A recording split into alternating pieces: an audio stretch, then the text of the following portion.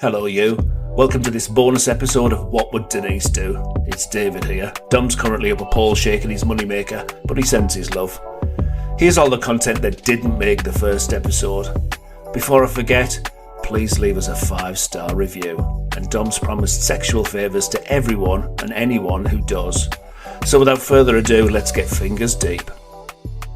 Anyway, I want to talk Gran Canaria. But also, there's a book on the table called Small Pleasures, and I'm just like, Oh, that's my recipe book for that fits so well. Jamie's 30-minute meals doesn't really. Well, that's a load of shit. Actually, okay, so let's just talk about. So we've got the microphone stood on 3 books. Nigella's got a Baps out on the top one. The middle one's the Simple Pleasures one, isn't it? Do you know how turned on I got watching Nigella's program? Was this because she said something about the microwave? It was so weird. No, the amount of bellends that thought that was actually how she said it. Microwave.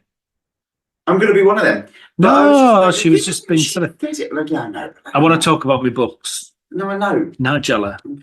Middle ones. Which one's that one? Because you could see the cover. Small Pleasures. Small Pleasures. Thank you, Auntie Arlene. That was off my auntie when I was going through some shit. She got me that lovely book. And then 30-minute meals. Right, let's talk about 30-minute meals. It's not 30-minute meals. It's 30 minutes to cook whatever the fuck it is, but it's about 3 hours to prepare the shit, So basically. you basically got lulled into... That's just a false sense of security. So, Jamie Oliver, take your list and piss off. I mean, you tried to stop eating McDonald's chicken nuggets. That didn't work. No, that doesn't work. Right, Gran Canaria, come on. Are you excited? I kind of want to talk a little bit about Nigella. Oh, go on then. So... I love cooking, right? Right. I love cooking, and I could never cook. I gave myself food poisoning twice. Well Which done. was a really, It's like a badge of honour. yeah, like it was a good time for me. It wasn't at the time, Were you but like slimmer? looking back, yeah, like totally. I just got glass. But it's because I get too hungry and I need to wait for the food to cook, and I don't. So I just. Well, that's when you have cooking snacks. I have a bag of something on the side. Nice. Cooking snacks. Cooking snacks, something to tide you over, and then you eat your dinner, and then you don't eat all your dinner because you're full from your cooking snacks. No, leftovers for tomorrow. Exactly. It's economising. Cost of living. Yeah, Tips exactly. right here. Exactly. You're welcome. Yes. So look, I could never cook, and I literally gave myself food wasn't like so like huge amounts. And then during COVID, I was just like, oh my God, I'm gonna have to start cooking for myself. And this is scary. Right. Turns out I'm freaking amazing. Like, Oh. I'm so good. I am very good at making lasagna. Okay. It's amazing. I'll cook it for you. I'm very good at making jambalaya. Oh, I like that. I'm also very good at making a curry. Okay. A good curry. And what else do I do? Give yourself food poisoning. Very good at that. But I sat there and I was just like, oh my God, like could this be the next stage for me? And then I watched Giving everybody E. coli. have I cooked for you? Oh. Give me time. Just give me Well, I time. do want to cut down for the summer. Throw it back Literally, up. I'll move in. It's fine. But I was watching her, and she was taking us around her kitchen, and we were in the pantry. It was amazing. There was so much going on in the pantry. It was just like I could genuinely, like, my whole flat at the time could have like been her pantry. Right. And she, oh God Almighty, the way that she spoke to the camera, I was just like, Jesus. She wants me to literally salivate both over the food and her, and I was just like, girl, I'm gay man.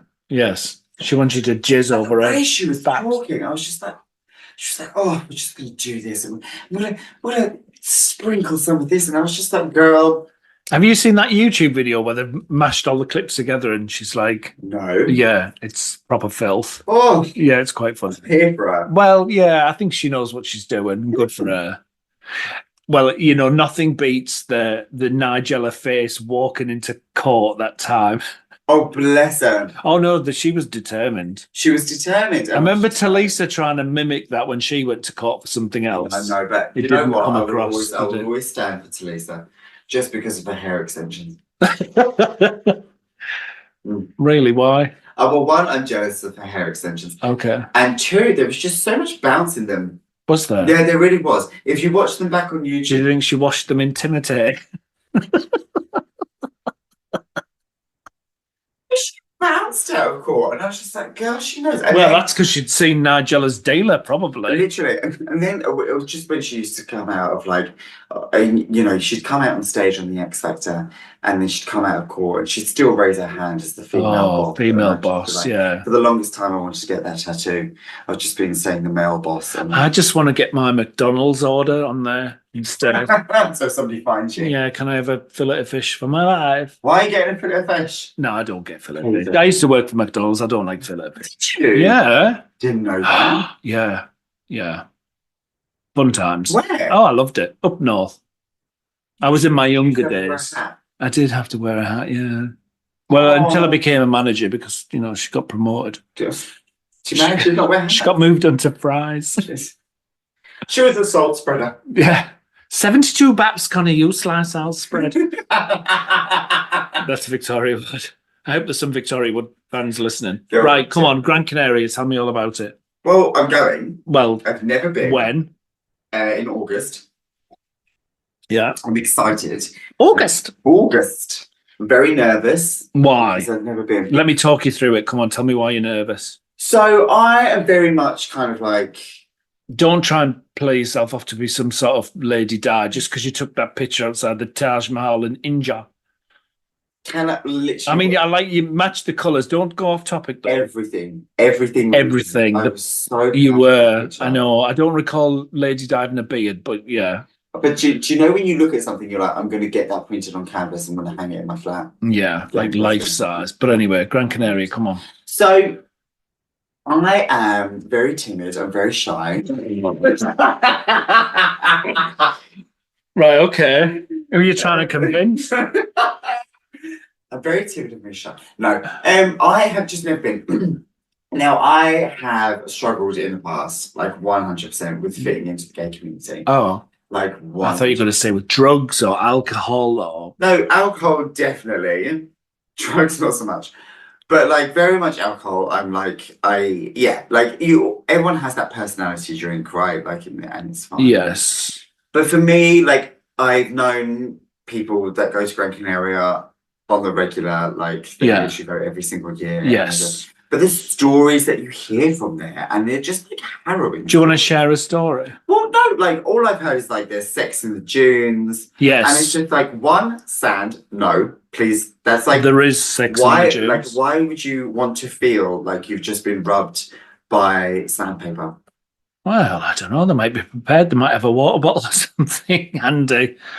But yeah, but that's not the only thing. I think I've only been to the beach once in Gran Canaria. I just stayed by the pool. If I'm going to the beach and I'm literally got my bucket and spade, the last thing I want to see is two people doing it at the side. Well, you don't go into the sand dunes unless you want your bucket filled. Oh,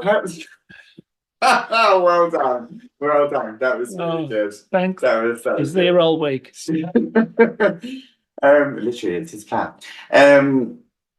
But yeah, like it's just... So what else scares you about it though? I mean, there are so there are how can I put this? There are certain bars that you can go in. Yeah. That you can partake in some, extracurricular activities. Okay. If you want to. And there are bars where you don't have to do that. So there's one of the bars, I can't remember what it's called now, is in the corner. So all I can tell you. But they've got like great drag shows and see, this is the thing, music and stuff like that. So look, it depends where you go. If you walk into a bar that fine well, that's people are getting up to all sorts in there, then expect it. But and I think it is, isn't it? Like it's like anywhere. To somebody, like everyone's going to give you kind of like the bad things, or like not the bad things, but like kind of the like most outrageous things, I think.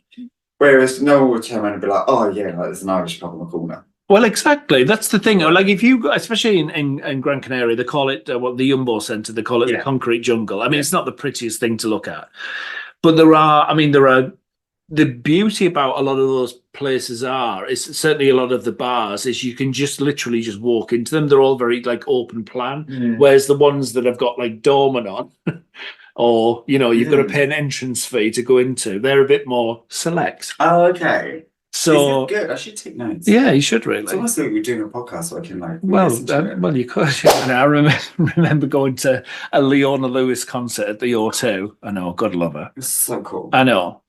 And we got there, and I was like, and even in the like, on the bit on the ground, I don't know what you call that, not the outside, middle bit. When people are normally standing up and dancing, there was seats. Yeah, so that was actually Shania Twain. There was seats there. Well, that doesn't surprise me. But we're going to come back to that. Yeah. We'll revisit. Yeah.